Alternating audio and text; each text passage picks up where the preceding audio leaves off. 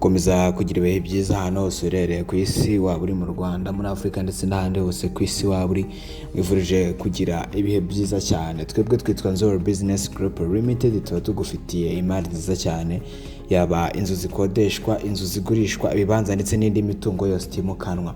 Uramutse kandi ushaka kugurisha, ufite umutungo ushaka kugurisha, watugana tukagushakira abakiriya bawugura mu gihe gito cyane, ahantu hawe hakaba haguzwe. Si ibyo gusa kandi dufite n'indi serivisi ya property management, aho tumanaginga imwe mu mitungo yawe, nabyo turabikora. Uramutse ushaka iyo serivisi nabwo wagana Nziza Business Group Limited tukagufasha, ko nabyo turabikora. Uyu munsi rero tugufitiye inzu nziza ziherereye i Nyamirambo ku Mumena munsi ya stade gato. Izo nzu uko ari ebyiri zifite ikibanza kinini cyane kirimo na parking nini. Inini muri izo nzu ebyiri, ubwo no kuvuga inini muri zo ifite ibyumba 4, ikagira toilette ebyiri, salon ndetse na salle à manger, ikagira kandi na cuisine. Ikindi kandi inzu yose irimo amakaro. Ino muri izo ebyiri, ubwo ni ntoya kuri iyo ya mbere maze kukubwira, ifite ibyumba 2, ikagira toilette, ikagira salon, nayo kandi irimo amakaro. Inini ikodeshwa ibihumbi 220 ku kwezi, naho into igakodeshwa ibihumbi 100 ku kwezi.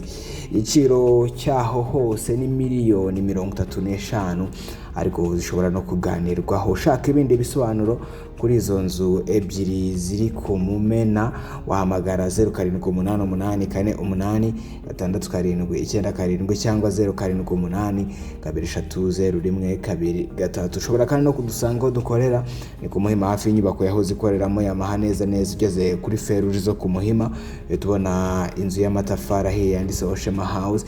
Aho ngaho niho dufite biro. Uramutse ushaka kudusanga kuri biro niho wadusanga. Ushobora kandi no kudukurikirana ku mbuga nkoranyambaga zacu, haba kuri Twitter, Instagram, Facebook ndetse na YouTube, wanditse Nziza Market tubona 5/5, bityo ukagenda ubona izindi mari tugiye dufite. Ushobora kandi no kudusura kuri website yacu, wanditse www.nzuri.rw, bundi nabwo ugahita ubona indi mitungo naho tuba twahashyize.